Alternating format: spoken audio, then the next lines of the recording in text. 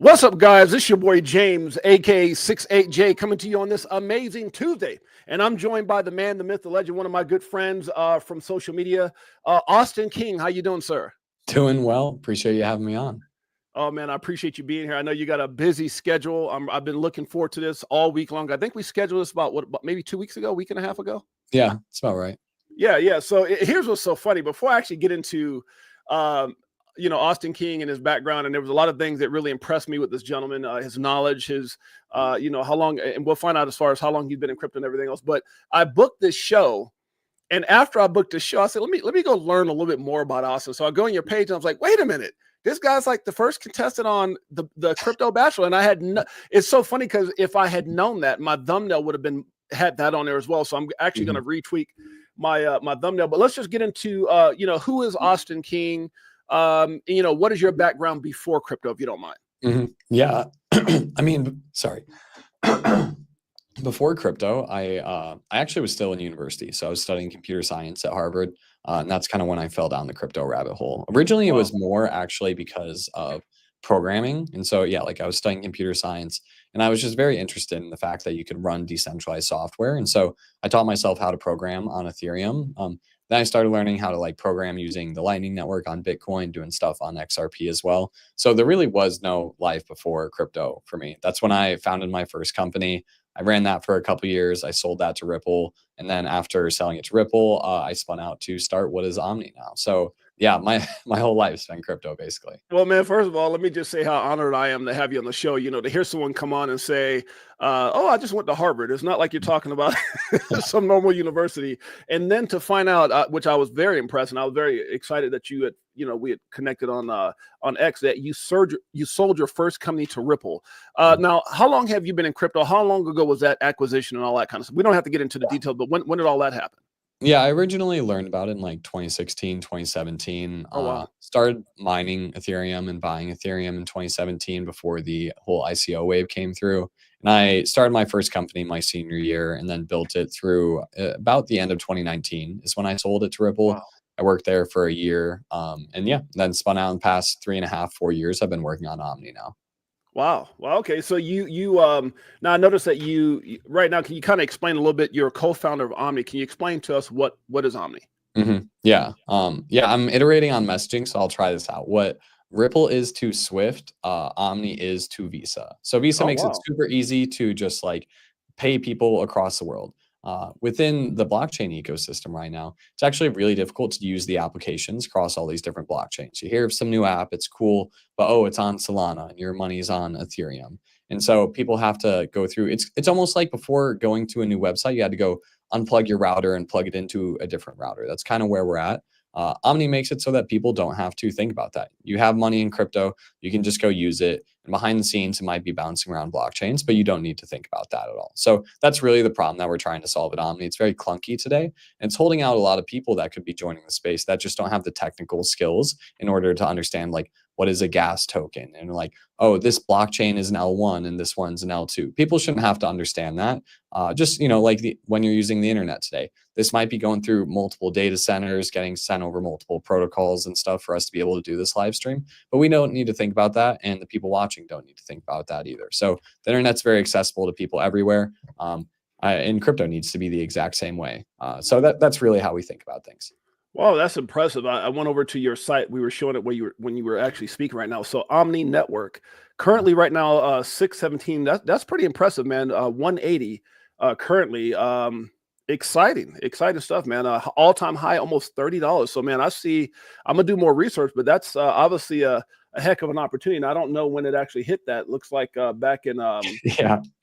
But man, I mean, that's amazing. Gosh, what an opportunity. So yeah, if you guys get a chance, go check out Omni, one of the co-founders here. We've got it at just here not too long ago at $28, man. That's pretty amazing. So obviously we're going through some things. We'll talk more about the market and things like that. What I want to kind of find out is now obviously it says when I went to the site, looks like Omni, you started back in what, 2021? Is that fair to say?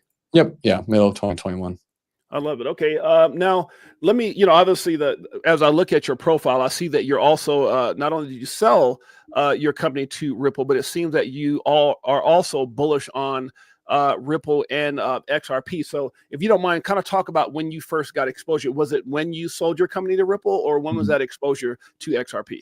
Yeah, no, I mean, it was far before that. So Ripple was actually also an investor in my first company, and the founder of Ripple, Chris Larson, is also an investor in Omni. And so Oh this wow. relationship's been going for a very long time. Yeah, the former CTO of Ripple was kind of a mentor of mine, also an investor in that company. And so really, at my first company, what I was building with, which people who are in the Ripple ecosystem might be familiar with this protocol, it was called the Interledger protocol. And the whole idea really was Omni is very much an extension of this. It's kind of a technical successor where there's a belief at Ripple that like there's not going to be one blockchain to rule them all. We need to create an internet of value, a system where value can just flow seamlessly. And that really manifested as the Interledger protocol. And so this came out of Ripple, and my company was really the one that scaled it into an actual network. So I kind of came in when it was in the research and development stage where they were kind of, running experiments, but it wasn't being used by companies. My company is kind of what scaled up the node software so that like actual companies could use it in production. And so this meant that I was working across XRP, Ethereum, and Bitcoin for those first few years at that company. Wow, that's amazing. Now I want to kind of go in, and I know that a lot of what's on people's mind right now is this, and obviously we don't have to get into any legalities or any legal talk, but you've been around long enough to see this 4.5 year drama with Ripple, the SEC. I think it's so much bigger than Ripple and the SEC. And at one point, obviously, Ripple was talked down on, ridiculed. Obviously there was this whole Operation Choke Point 2.0, all these different things going on. I don't know if you ever heard of the documentary that came out, Rick from the Start by Fruition Productions. It's one of the biggest documentaries. It's called the War on Crypto, and I was very fortunate to be in that documentary. But so as you look at this for 4.5 years, you see this thing come to the end. We've obviously had a huge change with Trump coming into play, and we're not talking political, just the fact that obviously there's a new dawn here in America. Gary Gensler's gone, and now we're getting to the point right now where we're all sitting around day to day waiting for this, I guess, this agreement that's taking place between Ripple and the SEC that now I guess is waiting for maybe an approval from Judge Annalisa Torres. Just talk about where you feel we're at, and how big is this, if you don't mind, Austin, how big is this to not only XRP, Omni, and all of crypto, this victory? Yeah. Yeah. So right now we're in a pretty interesting state of the market because the market has crashed a lot. Basically everything other than the like huge majors like Bitcoin and XRP is down like 90%. So things look very bleak if you just go look at the charts right now. However, having built in this industry for 8 years at this point, things have actually structurally never looked better. And so at my first company, it was it was hard even to get bank accounts for this company, let alone my first company when it was way less accepted. And so throughout my entire career in crypto, we have faced headwinds from the government. They have not only refused to proactively pass, productive legislation, they've been hostile. It's been hard to do things as simple as like get bank accounts so you can pay people. Now, we have an administration that wants to make America the crypto capital of the world. And we're starting to see, I think what a lot of people might not understand is they might feel like we're in this weird purgatory state where it's like, I thought Trump was going to be great for crypto, but a lot of the coins other than like XRP and Bitcoin have crashed so much. So like he's not being good for crypto. But what's happening actually is it takes time for legislation to get passed. It's a government. It's slow. Even if you do have a pretty proactive president, there are things that are being driven forward right now. So there's legislation around banks not having to notify the FDIC before they do anything with crypto. That's what it was before. And this actually got changed recently where anytime some financial institution considered dabbling in crypto, they would have to get in contact with the FDIC and say, hey, just so you know, we're thinking about doing this. And that's scary to them. They're not going to do that because the FDIC is going to be like, okay, well, you're on a watch list now. And like, we're actually going to be monitoring your activity. And so now, we removed that hurdle. There's stablecoin legislation in the pipeline right now. It needs to go through multiple levels of approval here. But yeah, positive things are happening. It takes time. And I personally like right now, and honestly, this is like builders and more kind of participants who aren't necessarily building in the industry, but are excited about it. Right now is a really good time to be involved because prices are down so much right now that a lot of people are kind of like, oh, I don't know. Like, I don't know if it's real, but it is. Like, we're actually making an insane amount of progress, both on the technological and on the regulatory front right now. So I'm personally very energized and excited to be building during this. It's my third bear market that I'm building through. And yeah, there's just a lot of opportunity right now. Well, I love it. And, one of the things that I always recognize when there's, as far as finding opportunity is when you see these huge pullbacks, like you said, and I talked to a lot of people about this, like, are we late or what's going on? And I'm like, okay, well, obviously there was some movement with Bitcoin between the printing of Tether, between the ETFs that were going on. And obviously there was a big announcement that obviously catapulted XRP up to like 345 or 340. And now we're kind of sitting around that $2.11. But you're right, man. A lot of these assets, I say it all the time on my show, and we go live each and every day. For those of you guys who haven't checked it out, make sure you guys check us out. Crypto4Life with your boy James, aka 68J. We go live 12 p.m. Pacific Standard Time, 3 p.m. Eastern Standard Time each and every day. And shouts out to the 1,500 people watching live in just the 10 minutes that we've been on so far. So appreciate you guys in a major way. Now, one of the things I always talk about is opportunity. And, Austin, you've been around long enough to understand some of these coins, some of these assets, I just throw a few of them out there, like Chainlink. At one point got up to almost $60. Polkadot, almost $56, $57. Omni, $28. I mean, my God, is there an opportunity? Is there an opportunity? And I think that's what a lot of people aren't realizing is right now, there's a lot going on right now with tariffs. I want to kind of have you touch on that and how this can continuously affect us moving forward. But when you see these opportunities, and I pulled up right now, the market cap right now, you look at Bitcoin, let's just look at the top 5 real quick, and we'll start with this and we'll go into tariffs. But Bitcoin, $83,000. Now, look, I hold Bitcoin. I was very fortunate to get in right around that $3,500 mark. Ethereum right now at $1,600, XRP at $211, BNB at 583. My apologies here at 583, Solana at 127. So if you take out Tether and you just look at the top 5 assets, which is Solana, BNB, XRP, Ethereum, and Bitcoin, I don't understand how more people don't see the opportunity. I mean, not a lot of people can go out there, Austin, and buy a whole Bitcoin. Not a lot of people can get a big bag of Ethereum at that price. Not a lot of people can go out there and say, "Oh, I'm gonna get a huge amount of BNB," or even for the average Joe Solana. But there's such a phenomenal opportunity that I see with XRP and even coins like Omni, as you see that and by the way, guys, nothing we talk about on this show should ever be considered or deemed financial advice. Myself or Austin are both not financial advisors, so we appreciate that you guys recognizing that. But just as I look at the top 5 assets, and we'll get into Omni as well, but in the top 5 assets, would you agree that there's a huge opportunity, especially when you look at the upside potential of, let's say, XRP, and you look at, all these ETFs? I think there's like 11 or 12 that's sitting up on the table right now with the SEC. You've got 1,700. Some people even set up to 2,500 NDAs.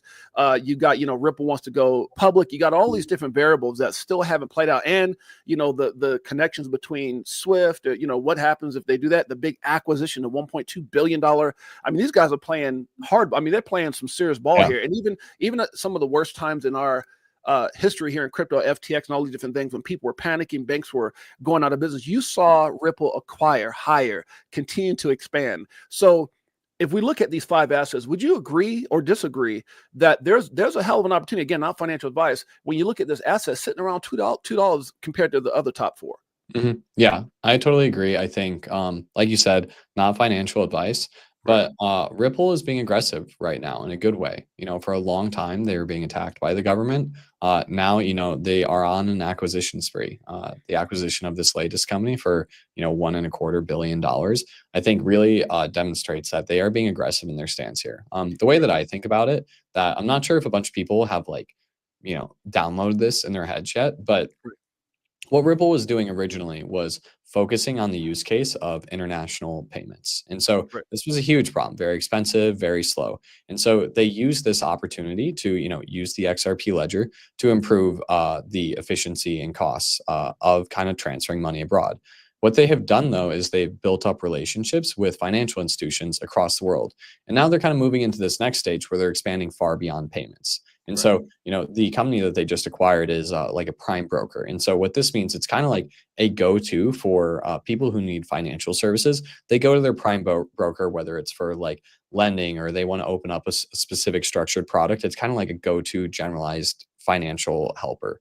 And so they're really expanding their surface area here from payments to a much broader array of financial services. And so, I've been like very excited about Ripple's prospects for a very long time. A lot of people in the crypto ecosystem, don't like Ripple. Like a lot of people in the Ethereum Right. ecosystem, you know, I've contributed there in the past as well. When they hear that I've worked with Ripple and I'm still excited about, like, what are you doing? And just like look at it. Like I think there's ideological beef there, Right. and I think sometimes people miss the bigger picture that's happening. But yeah, I'm super excited about the prospects of these larger platforms. I also think that there's longer tail assets right now that have great actual profit opportunities. I think this is a big thing that is changing, where altcoins are migrating from being very narrative based to actual like fundamentals That's right. based. And so like with Omni, it's just like very clear, like the more volume that goes through the network, the more fees it accrues and the more Omni it burns. It's just like pretty Yep. straightforward. And I do think over the coming years here, some of these networks are going to accrue pretty massive revenue.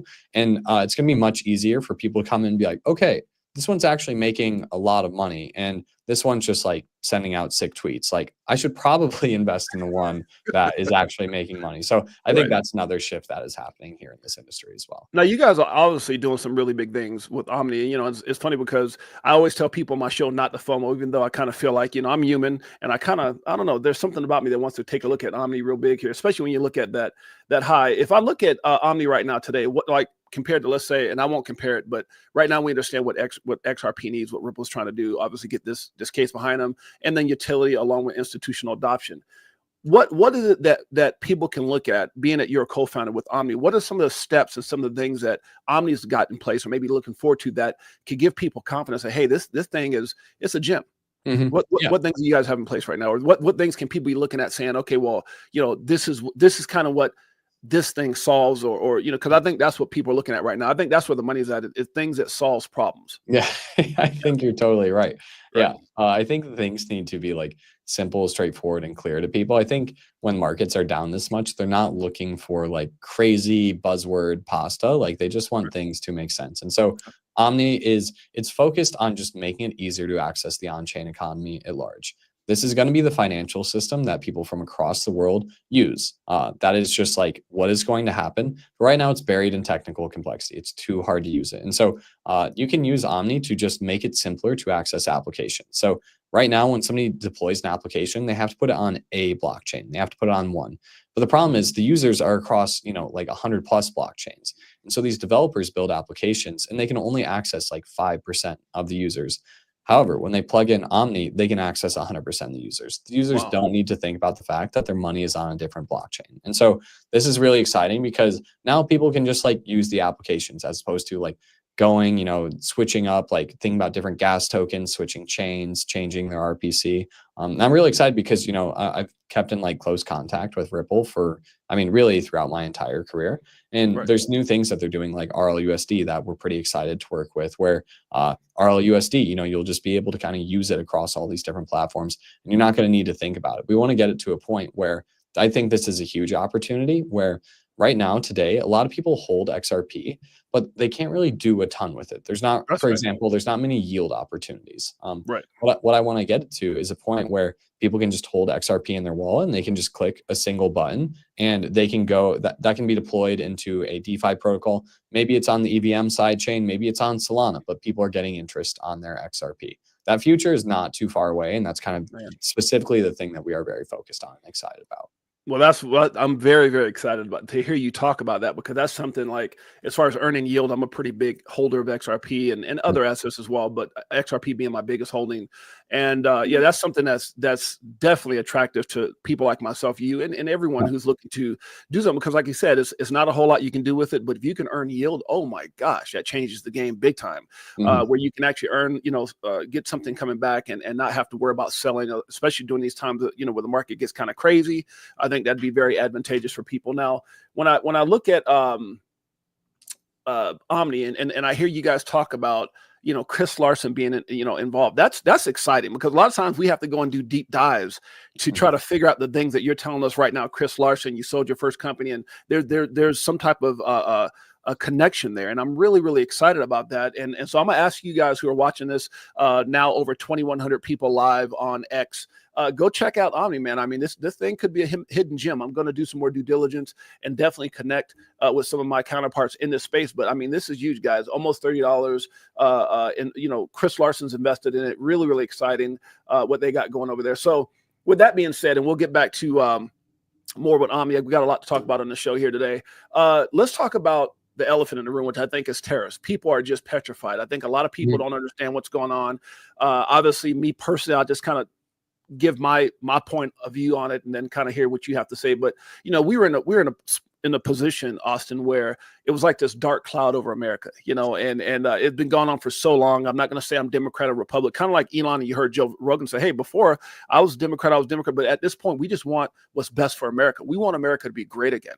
Yeah. And I think that's where, because especially in certain communities and certain, depends on your nationality, your background, whatever. But a lot of times we're taught Democrat, and you don't really understand what's happening. And it's funny because a lot of us, or as far as myself, and I think many others, we never really paid attention to everything that was going on in this country to this level until you got into something like crypto. And then you start seeing all this corruption and all these different things play out. And now you're seeing people, now, obviously you got, and I know I'm going in a bunch of different areas, but obviously we see the Department of Government Efficiency, the things that they're uncovering, people making $100,000 worth $100 million, just stuff that just doesn't make any sense, stuff with USAID, all these different things going on. But my thought process is, look, we hired a guy to do a job. And I do believe that he is the best qualified specifically for where we're at right now in this country. It seems like a light has come on. All the wokeism is gone. All the, all these things that we're just not, as a father of 6, wasn't making me very proud of this country, to be honest with you. And so where we're at now is I just feel like, we didn't see tariffs coming like this. I don't think that was something that people knew when we're, in the very beginning, but I can definitely understand it. And I think this is going to get our country back on the right track. So just your opinion as far as where we're at, why people need to understand, maybe the process and not get scared. And, are we looking at further downside? Are we, could this thing, I believe Trump is playing maybe a crazy game of chess. But your thoughts on the whole process. Yeah. It's a very complex geopolitical thing. I don't think many Americans, especially, were very well versed in what are tariffs, like, what are they helpful for? Where can they be damaging and stuff for this? I think many of us are still kind of trying to figure out what's going on, like what the actual strategy is here. And so I personally, I've done a bit of studying on tariffs, but mostly it was in, I have seen examples of tariffs being deployed very productively in Southeast Asia but this was more the like 1950s to 2000 as these different countries were developing. And it was incredibly helpful for them because it helped them bootstrap their local manufacturing industries. And so that's something that like is quite interesting to me to like see that happen. But America is like a far more advanced economy at this point in time. And so honestly, I'm still kind of like learning myself. What I do know though is that the crypto markets crashed aggressively downstream of this. But nothing really changed structurally about the crypto markets. Things actually got better. We got a new administration that is productively putting legislation in place that we've needed for a very long time. And so honestly, I can't tell you exactly what's going on with tariffs at large, but what I can tell you more locally from the crypto perspective is that a lot of projects got absolutely slapped. Omni being one of them as well, where the macroeconomic conditions got really bad and the regular stock market crashed, let alone the crypto market. And so now I think really is a time for people in the crypto industry to just kind of take a pretty fair look at your portfolio and think like, do I have multi-year conviction in this? Because if you do have multi-year conviction, it could be a good play.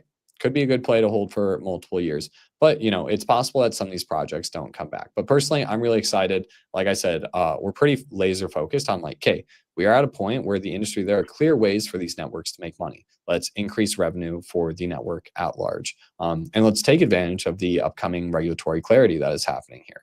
I talk with a number of banks and like people who are representing these financial institutions. They're excited about tokenization. They're deeply excited about it. And it's not because they're grabbing onto some hype wave where they're like, ooh, crypto is the future. It's more now because they actually see precisely how it'll save them money. It's actually really expensive to run all these financial services. They have this idea of the back office, which is basically when deals get done, it has to go to the back office. And it's kind of like operations and compliance, and it's like paperwork. That's actually specifically what crypto is really helpful for financial institutions, because it's really just making it programmatic for these financial institutions. Like, okay, deal is done, cool. We click the button, it's good to go. And so it lowers their costs. And that's actually what they're primarily excited about, which is cool. You know, I've been here for 8 years and I've never seen people who work at banks tell me like, yeah, actually, I see exactly how tokenizing our bond offerings is going to lower costs, both for end users, and we're going to make more money in the process. And to me, that's like, wow, yeah, the government used to hate us a couple of years ago. Like, it's incredible to hear you talking about that. That's funny. Now I have a couple. If you don't mind, we're gonna kind of be all over the board here. If you don't mind getting a couple questions here from some people in the audience. It says Crypto Clay, who's a big fan, says it says, love Austin, so good. Thank you guys for having him on. Obviously, you got a lot of fans here. Crypto Clay comes out and he says, the way I understand is that Omni can attach to any chain in a permissionless way. Yep, that's exactly correct. Yeah. So the whole idea is that even though Omni is a chain, it's not a chain like Ethereum. We actually built a custom chain design in order to make this happen. It's purpose built to make it so that people don't have to think about chains at large. Where, you know, we're going to get to a point where being on chain just feels like being online. You're just going to a website and you're just doing things. You're not going to have to think about gas. You're not going to have to think about any of this. And in order for us to actually achieve that, Omni needs to be able to work across all these different blockchains. And so, yeah, it works with any chain. Okay, and so Filthy here in the chat says, question, what makes Omni different from Link, Quant, AXL, or Flare? Is there some similarities there? Yeah. So all these tokens at some level have kind of touched on the idea of interoperability at some level or another. And you do need interoperability for these blockchains to talk to one another. This has actually kind of been a deep level of my work throughout my career. Interledger was an interoperability protocol. Where Omni sits, though, really is on top of and across all these different blockchains, where it doesn't just let blockchains talk to one another.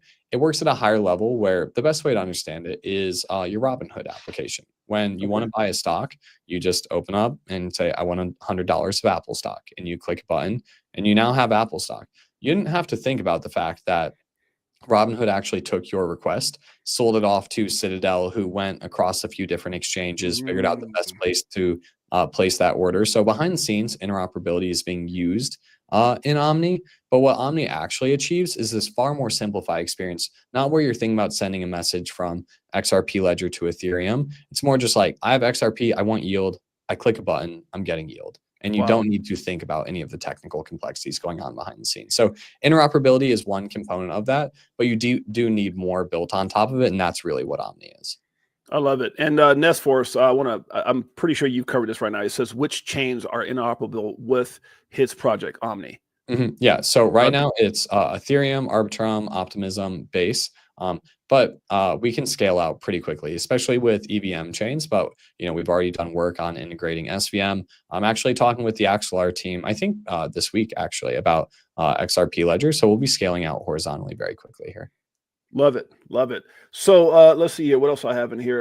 Now, obviously, one of the things I love about this interview thus far is you have similarities of, and I hope I say this in a kind way, of Brad Garlinghouse with the fact that you talk very positive about all chains, because, you know, we're in a very tribal industry where people, God, and it seemed like as soon as Trump was announced that he had won or he was going to be elected over Kamala Harris, you know, XRP mooned, right? A lot of certain assets went up.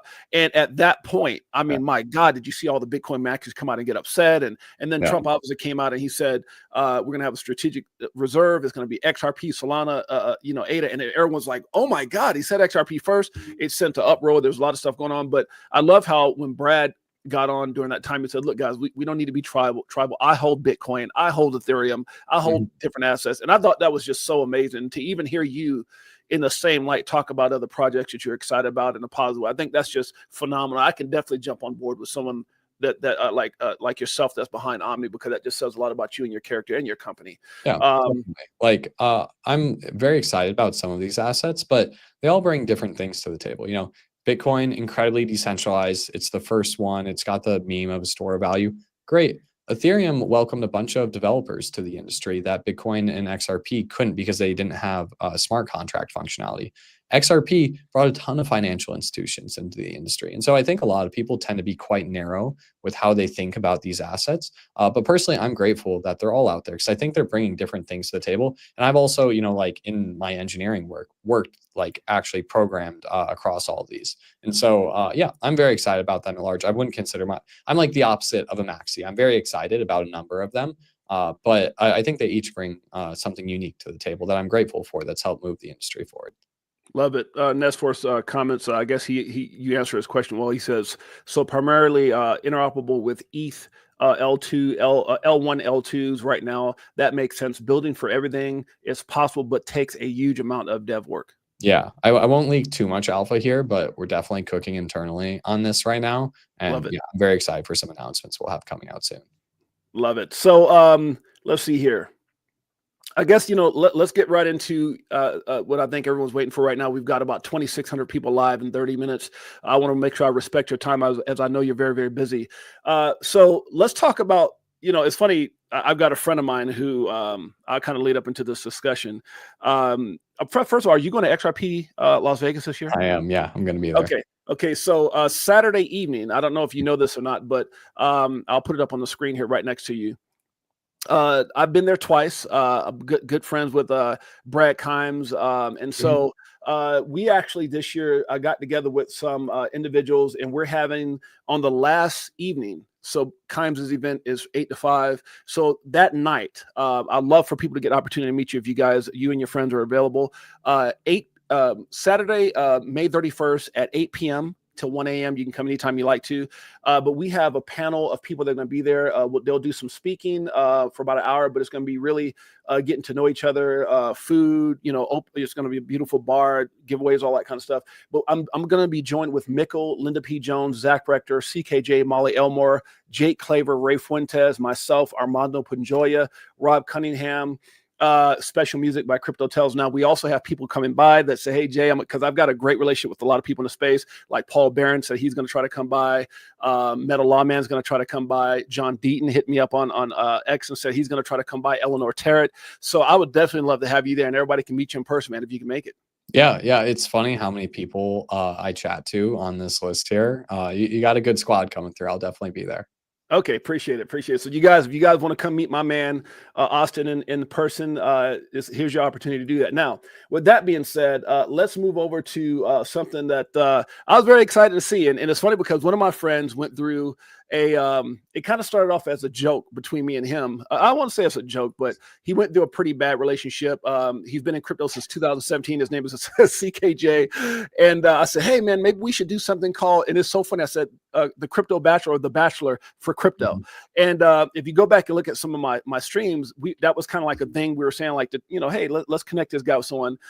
And we said it here and there, and then all of a sudden I see that, and I said, dude, this cannot exist. The fact that this is actually a real thing. So, let's talk about, you've done some extraordinary things from Harvard to selling the company to Ripple to Omni, which is just mind-boggling that you have such a phenomenal, all the things that you've done in crypto thus far. How were you selected for this process? Is it because of just you knew somebody, your success, your name, they knew, something about you? Kind of talk about how they found you. Yeah. So this was like 2 or 3 days before ETH Denver, the company that put this on, hit up somebody on my marketing team and was like, hey, is Austin interested? Like, does Austin want to do this? And I was like, what is this? And we talked about it, and they were like, okay, it'll just be the evenings at ETH Denver. It's over a 4-day period. Like, it won't be too much time. And eventually we're like, okay, we'll see how this goes. It's either going to be a mess or it's going to be hilarious. Either way, though, it's just like a few evenings at ETH Denver. So yeah, they just filmed it in the evenings at the conference there. And yeah, I think it'll be very amusing to watch. I personally, you just scrolled and I saw the trailer. I cringed so much when I watched it. I don't know if I'm going to be physically capable of actually watching the show when it drops, but I think it comes out, in like 5 days here. So So the premiere is going to be on the 20th. You can see right here, it says the official account. You guys go over and make sure you guys click and follow. I'm actually going to do it right here live. The Crypto Bachelor. This is crazy, man, because here just from a personal perspective, my wife, I can't tell you how many times I've walked in the room and maybe I'm on my business, she'll go do something on her own, and I'll walk in the room, she's watching The Bachelor. This is a pop or Bachelorette. And I think is genius, because this is a show that's been around for a long time, as far as not this particular show, but just the concept. And so to be able to take that, what to me the hottest industry on the planet right now, which is crypto, and merge those two, I think this is going to be a huge hit. I mean, this is so cool, because you can't. I mean, crypto right now, I believe is going to create a lot of millionaires, a lot of billionaires, a lot of successful people. And I just think they're hitting this at the right time. So if you don't mind, let's just take a moment. I know my wife and many others are watching this who are going to be huge fans of this. And I know it's hard for you to watch, man, but we're going to check it out. Okay, let's do it. Yeah. My man, Austin King, the first, I guess, contestant, you would say, or the first bachelor on the Crypto Bachelor. Let's check it out. Hey, I'm Austin King, and I guess I'm the Crypto Bachelor. So, I think this is going to be a very interesting week. I honestly don't know much about what's going to happen.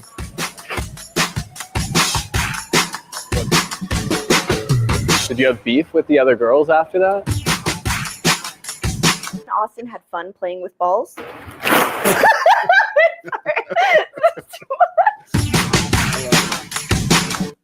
420, guys. You guys got to make sure you guys check it out. Austin King on the first episode of the Crypto Bachelor. Austin, I just think it's so cool, man. And the fact that you were in especially being that busy, in a place where you were able to not only accept, the invite, but it looks like you did a great job, man. I mean, you look seasoned from what I see on here. So Thanks, just talk about the experience, and were there any shock factors, anything that, you said you had a uncomfortable, or you're going to be uncomfortable watching it, but was there a process? Because look, I don't know if you had acting classes. I don't know, the camera's in your face, and most people be nervous in that situation. So just talk about that whole process and what was the experience like?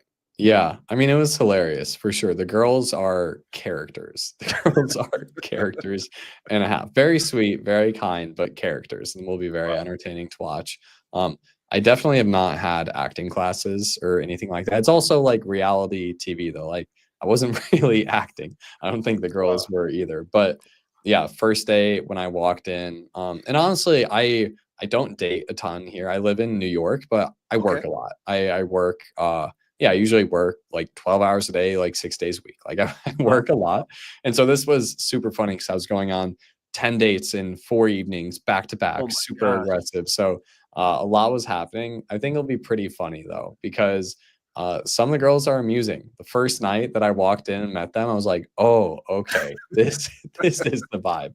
Got it. Now, is it very similar to The Bachelor, where you go on these dates? And I know you can't give up too much, but do you go on these dates and then, you kind of get down to a certain amount of girls, and then do you do the whole rose thing? Like, you select the final 3, and then finally the last one. And then what happens after that? I mean, obviously they're not looking for you to get married or nothing like that. Yeah. But I mean, what was the process in that, or how's that going to look on the 20th? Yeah, so because it was over such a short time period, it was just during ETH Denver. It was a lot of dates back to back. And then the final night, there was kind of a final party where there was a selection process, and we worked through it. And yeah, I did end up choosing somebody. But for what it's worth, I am on good terms with a number of the girls. Like, everybody, it was playful and fun. Like, maybe a bit of drama. I actually know some of the girls had a bit of drama that I think it got recorded and they'll put in there, but that was the high level of structure. Now, how long will this series go? Like, just for your episode, did they break it down where it's going to be like a week, a month? How long will that last? I think it's actually just going to be an episode or two. So like movie length, or like 2 movies together. Okay. Yeah. Now, was this, I mean, obviously you say you took no acting class. Was it scripted, or did you guys just ad lib and they just followed you guys and just the craziest things were said, or how did that go? No, script or no script? It was not scripted, but I think some of the girls, just because it was me and 10 girls, I think some of the girls tried to be a little funny and weird I don't know, like, so a lot of times I would kind of let them run and just, verbally ride along with wherever they were taking things. Right. But yeah, funny girls for sure. I mean, you look at these reality shows, with the Kardashians, and these guys are seasoned, all right? They've done this for a long time, but I would imagine that's uncomfortable, not only for people like right now in the first part where they've got the camera in your face, but then to see you, interact or even having any kind of physical connection with these girls, that has to be like, because in your mind you got to be thinking, where's that damn camera at? I mean, how did you handle all that for the first time, or have you done something in the past with like, you know, movies or TV or anything like that got you comfortable? Yeah, I definitely warmed up to it over time. Definitely initially though, just chatting with a girl one-on-one and then having a camera, you know, right by my head it was weird. It took a little bit of getting used to. By the end, I was much more accustomed to it. But yeah, it made me realize like, wow, these reality TV shows, these people are just, there's always somebody with a camera standing right there as all the stuff is happening. And so you kind of learn to zone it out. But definitely initially I was I was thrown off for sure. I'm gonna ask you guys to do me a huge personal favor. This is huge. First of all, go over and follow my buddy here, Austin King, is at On Chain Austin over on X. You can also check out his if I can pull it back up here, his coin, which I'm definitely not just saying this but when I looked at the price where it's been, what they've got in place, go check out at Omni FDN. This is huge, guys. I think everyone has been in contact with this coin at some point, but go get some more information on it and definitely position yourself accordingly if you see some value in that Omni network. Now, with that being said, let's talk about you know, where do you see, you know, and definitely appreciate the insight on the Crypto Bachelor. Looked like a lot of fun, but where do you see crypto in the next, you know, we hear a lot of these crazy prices. Yeah. And that's one thing that I don't do on my show. I don't, you know, I'll cover things that people say, but I don't really get into like, oh, XRP could hit, you know, $20 by this, you know, time frame, or Bitcoin's going to 200. I think, matter of fact, I think they just had an interview here not too long ago that I had on my, I did on one of my lives with Brad Garlhouse. He was put on the spot live in an interview, and they said, you know, JP Morgan or whatever said 250,000 by the end of this year. What do you see? And he goes, it could hit 200,000. Where do you see crypto here in 2025? You know, I don't personally believe, and I want your opinion on this. Do you feel like we've gone into a bull run? I can't see that myself right now. You know, is this a hyper cycle, or, you know, being or super cycle, should I say, being that all these different variables, you know, this is not your normal election and then, you know, Bitcoin halving and something followed. There's a whole lot of stuff that's been going on that just doesn't make this normal in a good way. Right. But I just don't think crypto's had its chance to excel. And I don't think it will with all this controversy going on. So where do you see crypto in 2025? We'll start there. Yeah. And I mean, similarly on my end, I never really talk about prices, and I'm not much of like a hypey person. But honestly, I don't think you really need to be at this point in time, because what's happening is so disorienting to think about that you really don't need to exaggerate. And so from my perspective, as somebody who's been building in the space for 8 years, always faced headwinds from the government and institutions in terms of like how they even think about crypto. We're now at a point where the U.S. administration is set on creating the hub of crypto across the world in the U.S. And so they're pushing forward a ton of policies that should have been implemented, you know, over 5 years ago. But at least they're being pushed forward now. And that really is going to unblock us from moving from this like highly speculative kind of narrative based stage of the industry into just real institutional adoption. So that's one thing that's happening here. The other thing that's happening is the technology now has gotten to a point where, like I said before, being on chain is going to feel like being online. Like people are going to be able to experience the benefits of crypto without having to think about a seed phrase or gas tokens or block explorers. We're actually at a point, you know, like most transactions are nearly instantaneous and free. And so that's necessary for people to not have to think about them. Otherwise, you're going to have to explain like, oh, actually, like the block's still being finalized. Like, just give it some time. They're like, what is the block? What do you mean? Like, and so really, we're at a point in the industry where there's a confluence of productive legislation being passed. The technology is now at a point where people who don't understand the technical side will be able to benefit from this technology. And with those two things combined, institutions are starting to take it very seriously. So I don't know what's going to happen over the next 6 months here, because it's not like what happens to crypto prices over the next 6 months is not based upon how much progress we make. It's actually just based on macro and tariffs. That's what's happening. The market has crashed because of tariffs. Like I said, everything structurally looks fantastic for crypto. And so how I'm thinking about it is if you are interested in, getting exposure to crypto, obviously one, always do your own research and never invest more than you're willing to lose. But if you can hold a position through this next 6 to 12 months, I do think that after that, things are going to be pretty incredible. I think the third thing that people are worth keeping in mind here is that the Senate and House in the US are up for election in November of 2026. That's right. And so, you can try to understand tariffs and stuff, or you can just think about Trump's psychology and acknowledge, like, right now, the Republicans have control of the House and the Senate, and he knows the economy needs to be going well in order for him to maintain control during those elections. And so that's kind of how I'm thinking about it. And like I said, never invest more than you're willing to lose. But personally, I am extremely excited for where the industry is at right now, because prices are down, but just because of tariffs and great things are happening. Yeah, no, I agree with you. And, it's funny because you brought up some really good points. And that is, I don't think this is a long-term play that Trump is. I think he's playing a very strategic game of chess. I think he knows that this has to happen pretty rapid. I think there was an announcement here not too long ago, over 100 and something countries have already come to the table to negotiate. I think there's some hardball. Obviously, everyone's going to kind of, who's got the big, put their chest out, which is right now, it seems like America and China. Obviously, there's a lot going on there with, I saw this picture earlier, showed Trump and Xi, if that's how you say the president from China, and they were like, oh man, talking about 3,000%, 4,000%. It's so crazy. But I don't think this is a long-term thing. I think this is obviously there's a reason, but I'm very excited again about the fact that Trump is in place, and he put some really, amazing people. When you said something about where we're at right now. I've never seen. I've been in since 17. I've never seen this space be so has so much in place that could make it explode. And that's the thing that people understand. There's so much. There's way more in place that's positive than negative. These tariffs are negative, but I think it's a short-term plan to try to get everything turned back around before those elections and things start coming up in November.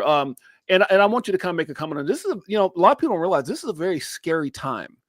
When you look at the rest of the world looking at crypto, those who are not in, not people like us, right? We understand, and you're talking about, as far as the simplicity, it's still a very crazy market for people looking from the outside in and seeing these prices and things like that. Have you seen a lot of that as far as concerns of, people being fearful, maybe family and friends? I've got a lot of them on my side that just won't listen to anything I say, no matter how much I've made or what my position is. It's just scary because seed phrases and this and that and anti-fizzing and all, it just tariffs and up and down. And so what have you experienced just from people in your circle? Definitely. Hometown friends, my parents, I'll definitely get texts like, hey, what's happening? I'm like, well, tariffs are happening. And crypto is still seen as a risk on asset class. And they're like, but is this token dead? I'm like, literally nothing has changed other than tariffs. That is just what's happening right now. Right. And so, yeah, only positive things are happening in regards to the actual crypto world right now. It's just that, the world freaked out. The regular stock market was crashing so aggressively. And even though, there's certain narratives created like, oh, Bitcoin is a store of value and it's digital gold and stuff, it's still, the market still trades it like a highly risk on asset. And so anytime there's geopolitical disturbances, it's going to affect crypto prices. But nothing structurally has gone bad. It's actually even gotten worse. And so that's kind of like what I tell, my friends and family members who text me about it. I'm like, honestly, it's fine. If you believe in this on a multi-year time frame, just sit on it. Just don't stress about it because the market does this, and right now we're in one of these areas. Right. No, I agree. And shouts out to the 3,200 people watching live right now. Appreciate you guys and made your way. Here's something I want to ask you. A lot of people have said, and I'm sure you've heard this, you got all these coins and obviously we were in a time prior where people were getting, they're getting involved in a bunch of memes, hype coins, things with certain projections that never came into fruition. We've seen coins, and I'm sure you have, that were in the top 100, top 50, top 40, no longer here. I've seen them, right? I've seen assets last bull run that were in the hundreds of thousands for me back then that are gone today. It's crazy. Would you say is there's some truth behind it at some point? We're not talking about and I'm not going to name a coin because I tend to piss people off with that when I do that. But let's just say monkey cousins coin or squirrel G-string coin or something like that, whatever it is. A lot of people feel that there's a time right now. Obviously, you talked about tariffs and how the markets are reacting accordingly. Do you feel there's a time where utility coins like XRP and many others, XLM, XDC, HBAR, Algo, Omni, that have real world use cases and solve real world problems, will those coins at some point see themselves detached from, let's say, your Bitcoin and other assets, where, in the future, when Bitcoin goes up and down, I always kind of make a comment, when it dips, we dip just like that. But is there a time where you see something, because look, some of these assets weren't created for us. They weren't created for retail. And like Omni, I don't know if, at the end of the day, it serves a purpose, right? Will there be a time that some of these coins just kind of do their own thing, and as they start getting this adoption, as they start getting maybe 10% of Swift or 10% of this or whatever the case may be, will they start moving on their own in a different direction and be less volatile, in your opinion?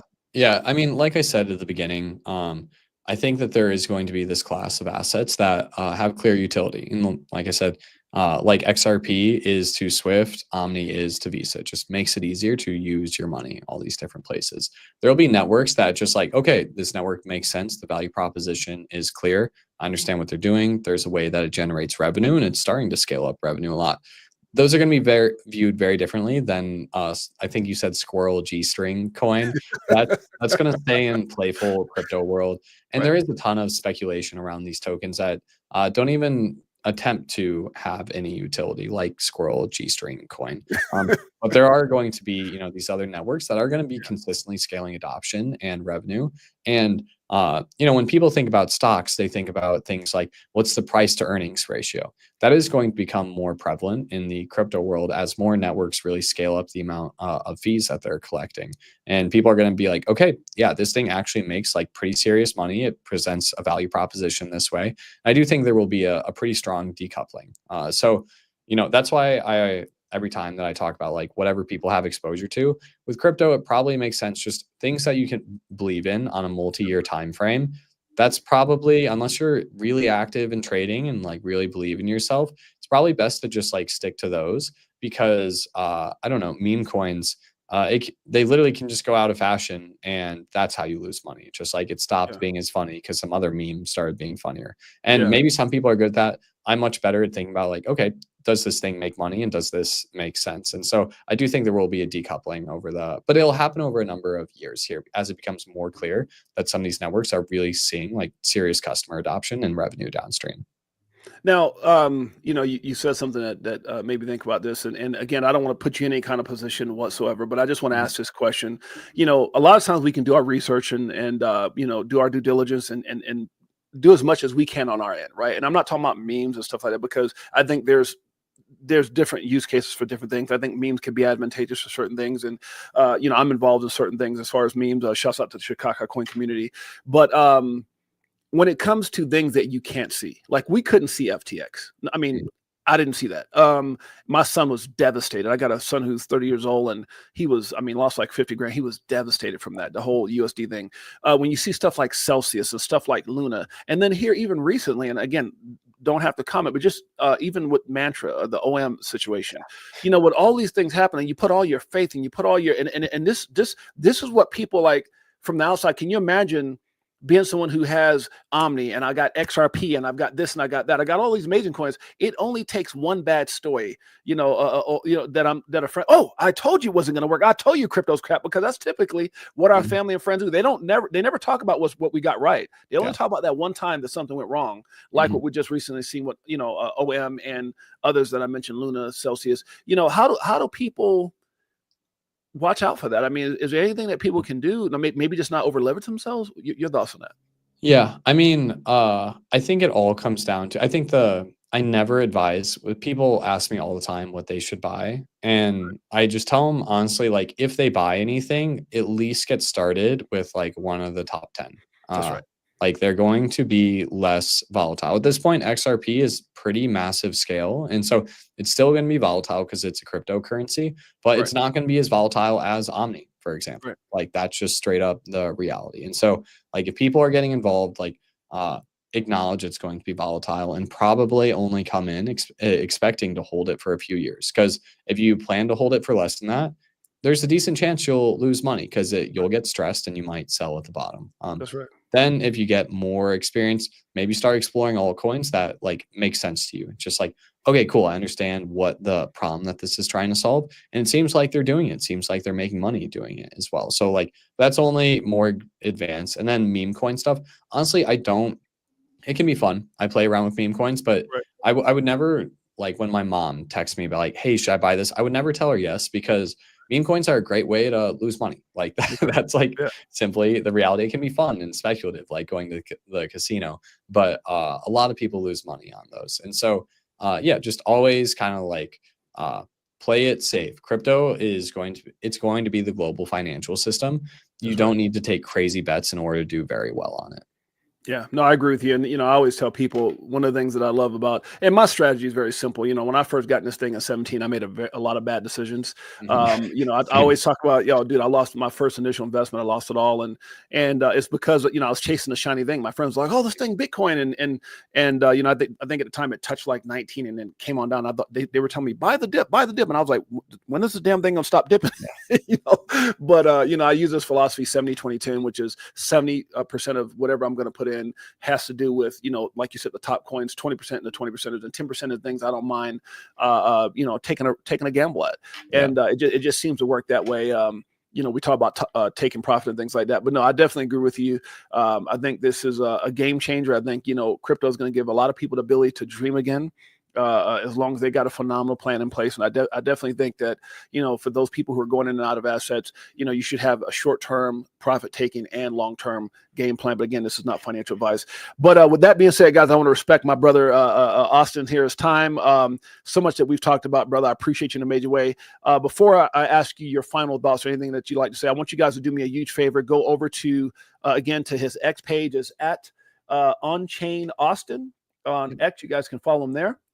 Also, let's see here. Go over to let's see here. Omni Network is at Omni FDN.